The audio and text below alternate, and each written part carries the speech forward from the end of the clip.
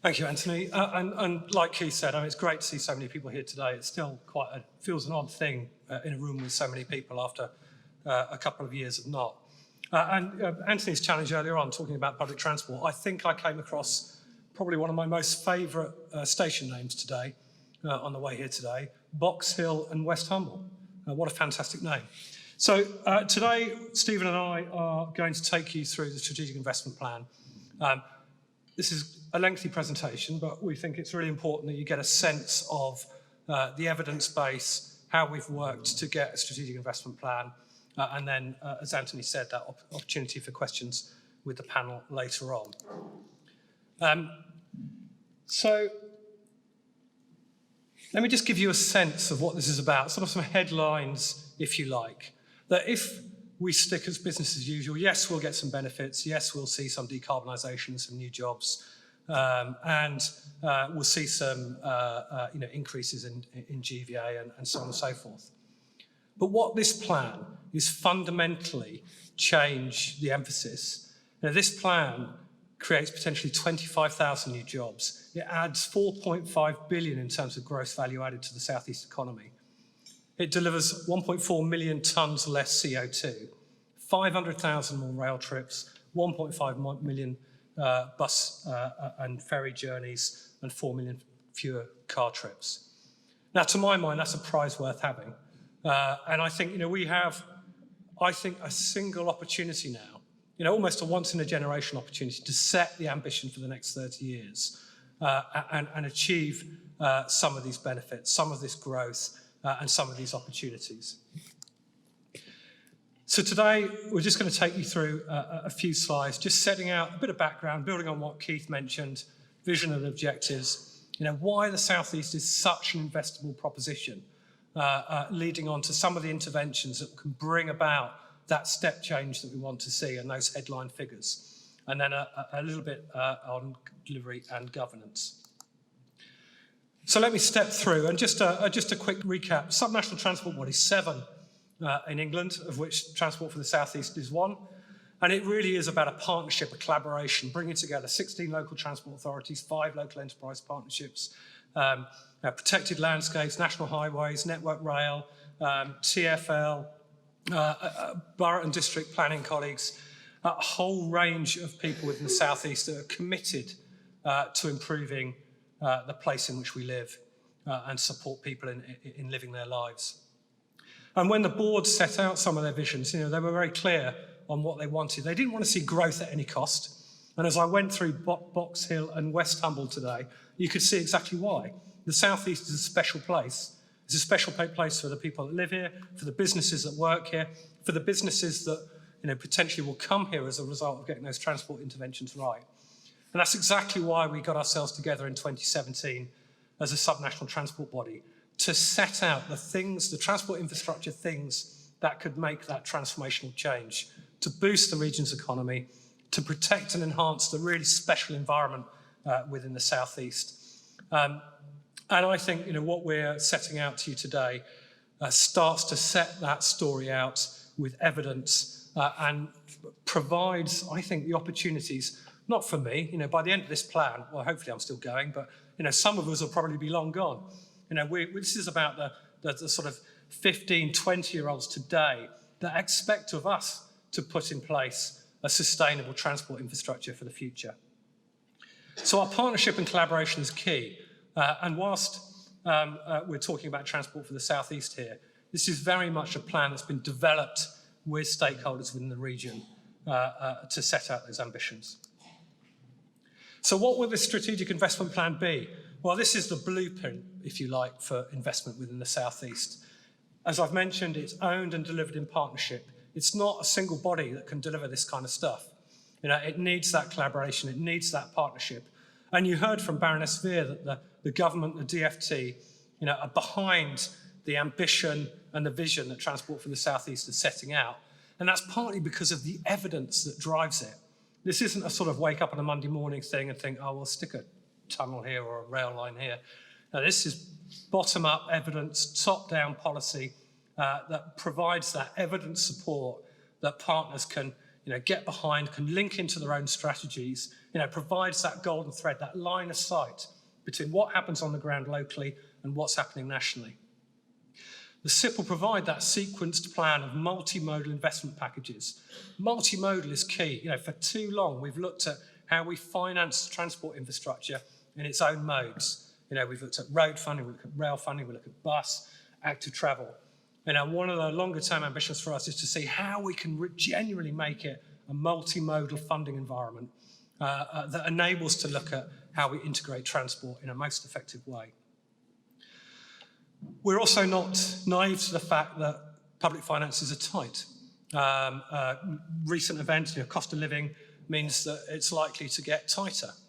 And so as part of our work, we've been looking at how we fund and finance, and you'll hear a bit more later about the funding and financing element of the SIP, and some of the things that we think we could do that reduce that pressure on the public purse to fund infrastructure.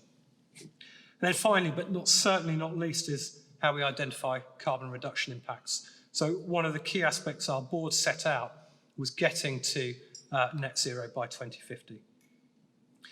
So this next slide, it's a busy slide. It's difficult to read from, the front of the room, let alone the back.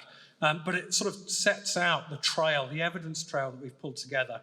At the bottom there, pulling the evidence base, leading into appraisals, then into strategic programme outline cases, pulling on levelling up policies, decarbonisation policies, bus, rail, road, to ultimately land up at that strategic investment plan, that multimodal package of interventions that sets out how we can transform the connectivity within the South East. And frankly, that's what this is about. It's about connectivity. It's about us as individuals. Of course, we want a roof over our heads, but we want access to education, to healthcare, to jobs, to green spaces. And that evidence comes up and produces this strategic investment plan. And it doesn't sit on its own. It does link in. This golden thread I mentioned, it draws up evidence from local transport plans, from bus service improvement plans. It pulls down, William Schaap's plan for rail, what Great British Rail transition team are working on, bus back better strategy, decarbonisation. And it fills that space. It provides that line of sight between national and local. So that you can actually track up from local intervention on the ground through to the regional strategy, the strategic investment plan, and up into national policy. And so it aligns with all of these drivers, so both bottom up, top down, to provide that solid evidence base. So just a few words on timeline. We've spent, 5 years starting with an economic connectivity review that started to understand and evidence how the economy functions, where are the key sectors, what are the things that are potentially holding the economy back, into our transport strategy, which sets out that longer term vision that ministers have said they will have regard to in setting policy and investment decisions, through to the production, the gathering of evidence to the strategic investment plan. So we're consulting on this now. We're a week, 10 days or so into a 12-week consultation period. And, part of the reason, frankly, for getting you all in a room together is to get you excited about this and get you wanting to engage in that consultation. Your responses and your views on how the SIP sits and what it aims to achieve are really important to us. And then we will take a bit of time over the autumn and into the spring to digest the responses, the wide consultation responses, to produce a final strategic investment plan, which we will then be submitting to government in the spring next year. So it's an exciting time, and hopefully today will give you that sense of how this SIP, how this strategic investment plan can transform the economy for the South East. At which point I will hand over to Steven Bishop from Steer. Good morning. I'll take you through the vision objectives, why invest in the South East, as well as a high-level summary of the interventions, the schemes, the policies and other ideas that are contained within the SIP before passing back to Rupert. The vision for TfSE, this cascades directly from the transport strategy that was published a couple of years ago. In an overarching way, it talks about the role of transport in supporting wider social, environmental and economic goals, but it also comments on what we want of the transport network. It's easy for transport planners to think about legs of journeys or modes, but really this is about door-to-door, safe, reliable, seamless journeys, as well as recognising the role that transport and travel mobility plays in our quality of life. Within the transport strategy, we had 3 goals that embody the 3 pillars of sustainability. And within those, we had a number of priorities. And you can see on the screen there, ranging from reducing carbon emissions, protecting and enhancing the environment, biodiversity net gain, as well as social objectives around making the network affordable and accessible and promoting active travel, health and well-being. And at the bottom there, but by no means this is a hierarchical or prioritised set of goals, economic priorities, from integrated land use and transport planning, understanding many aspects of transport are derived demand, to making journeys more reliable and our networks more resilient. So in terms of why invest in the South East, we've identified 8 key priorities, the top 4 being slightly more overarching or meta, around decarbonisation and environment. We're simply not decarbonising transport quickly enough.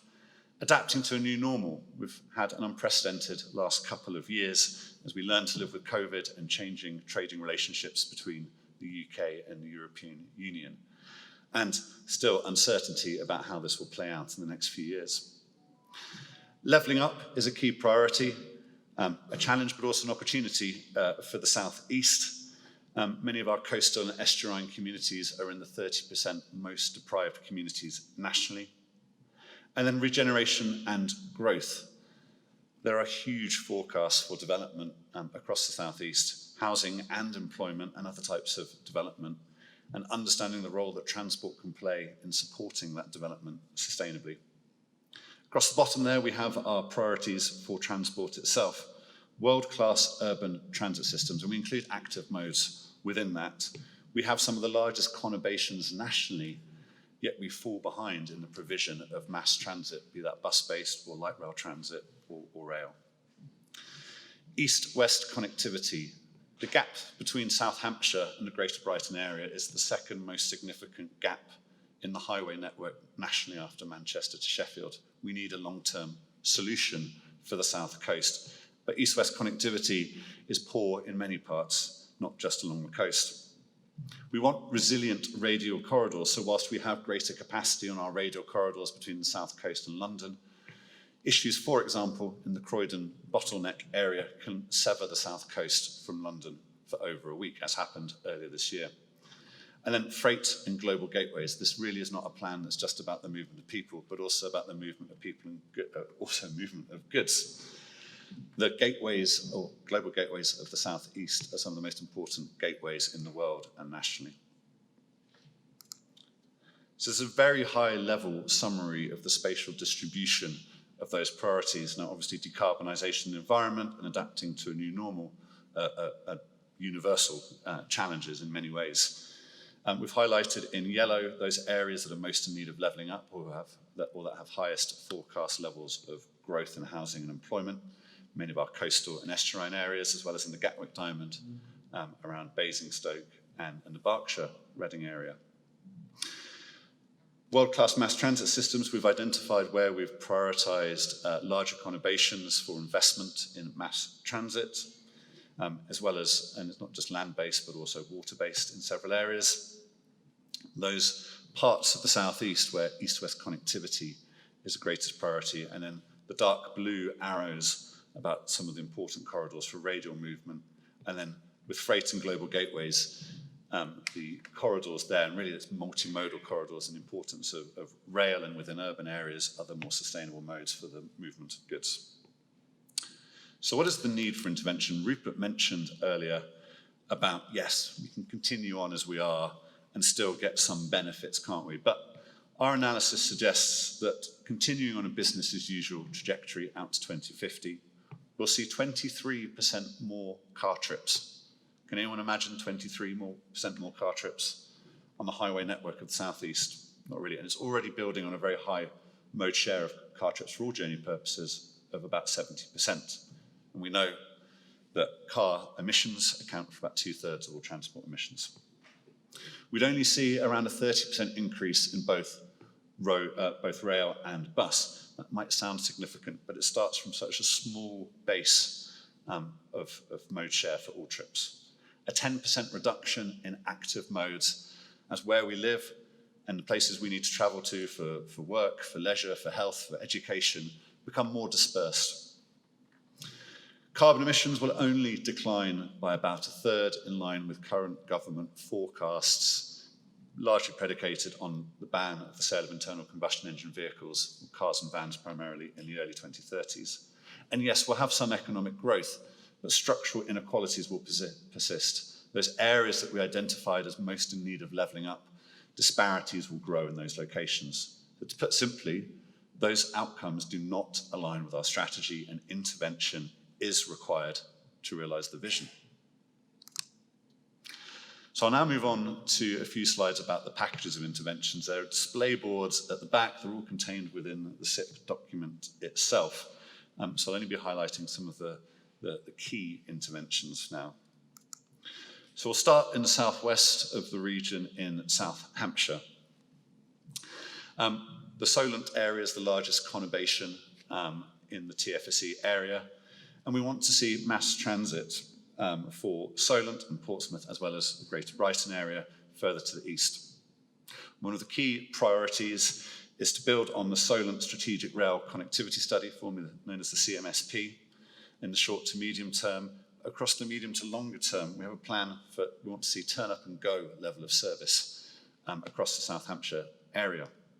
That may well include a sort of tunnel solution under the River Itchen, so that we can see travel times between Southampton and Portsmouth in their own right, two of the largest urban areas in the region, in around half an hour. This is really befitting of a conurbation of the size of South Hampshire and of cities the size of Southampton and Portsmouth.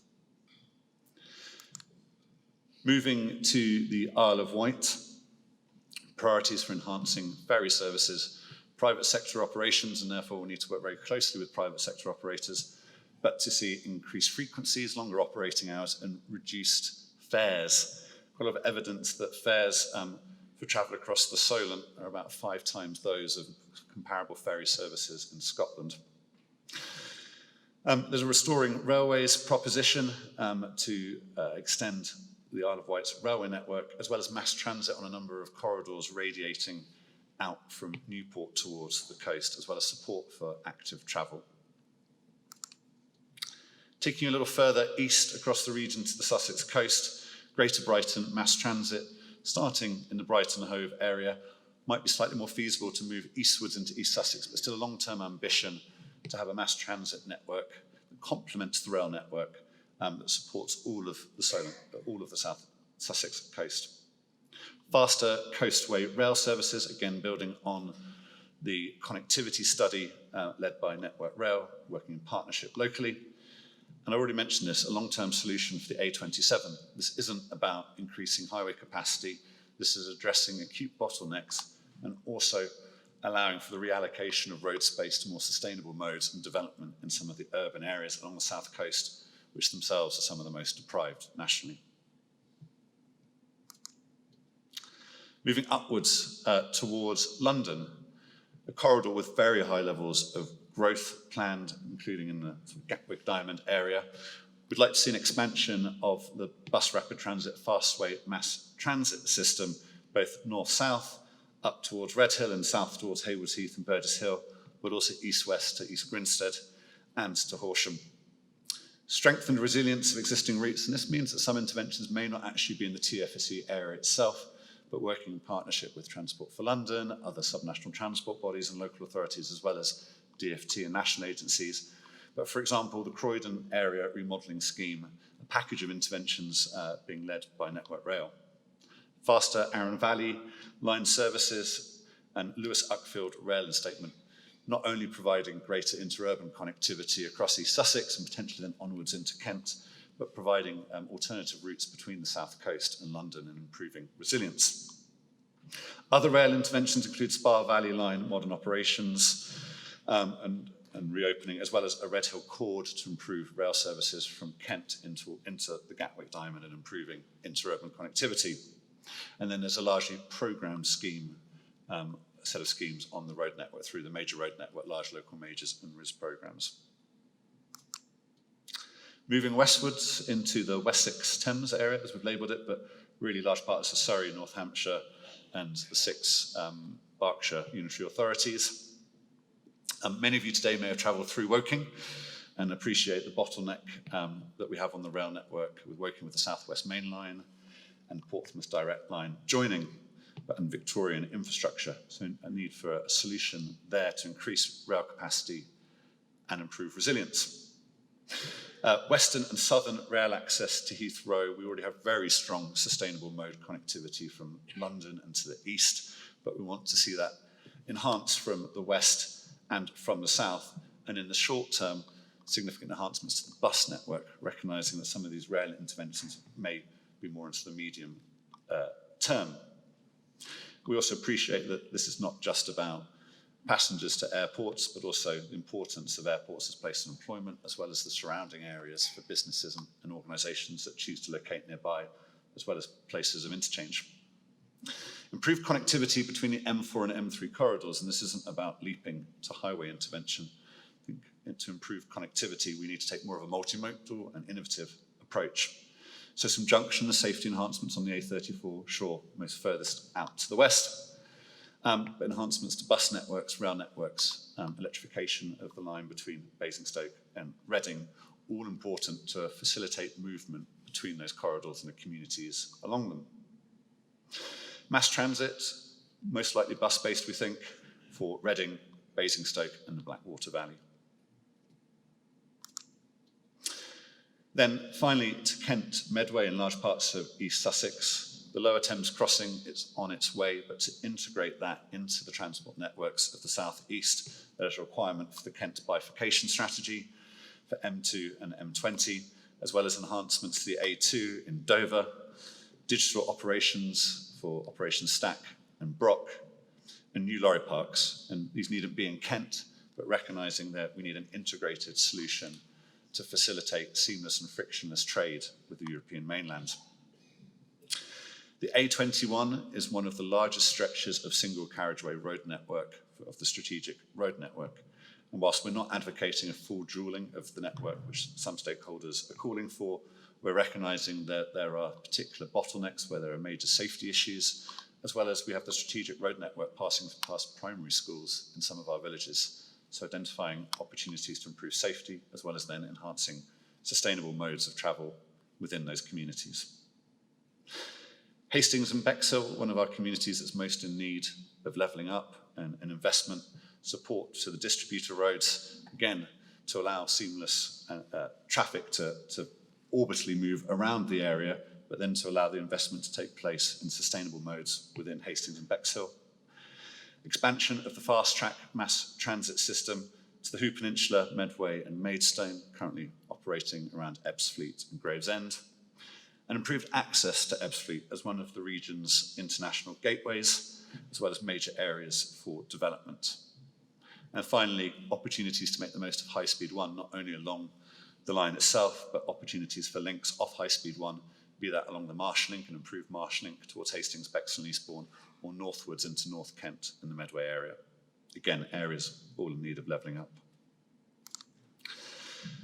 Throughout the development of the area studies and the strategic investment plan, there are a number of themes, like broader areas of policy that would come up time and time again, for which specific interventions, some of which we've already identified, but perhaps require more of a global outlook or national policy leadership, or that might be quite ubiquitous locally. Within it, we have decarbonisation, particularly in addition to all of the sustainable transport interventions identified, a faster adoption and rollout of zero-emission technologies. The second around public transport fares, really responding to the challenge laid out in Bus Back Better by the Department for Transport about how we can get greater demand on our bus network. And it's not just about service frequency, it's about many other things, but one of those things being fares.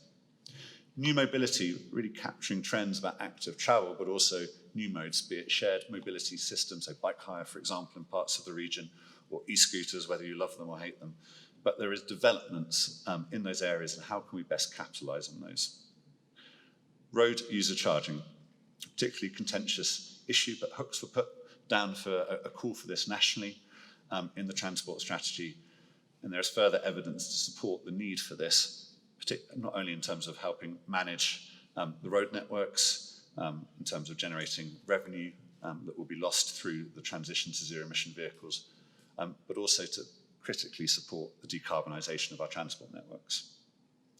Virtual access, this is really about continuing the support for the rollout of ultra-fast broadband and much better mobile connectivity, capitalising on trends for the last 2 decades as we work more from home and buy goods, online retail more, that have become particularly acute in the last 2 years.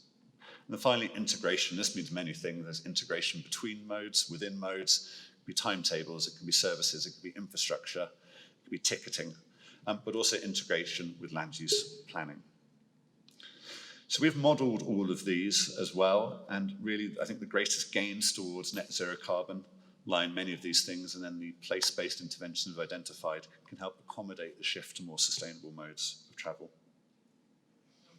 So I'll pass now back to Rupert. We'll take you onto a couple of aspects of delivery, particularly on governance. Thanks, Stephen.